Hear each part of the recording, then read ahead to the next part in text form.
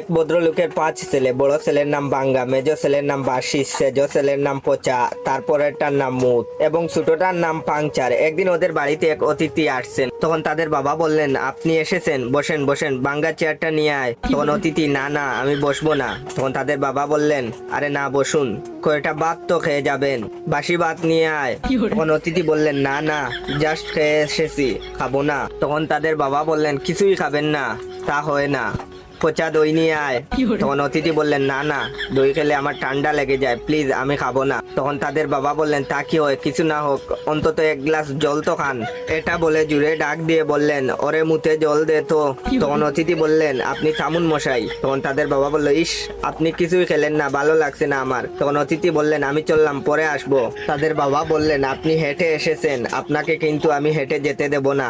এটা বলে বললেন, পাংচার সাইকেলটা নিয়ে আয় তো বাবা। এটা শুনে অতিথি তো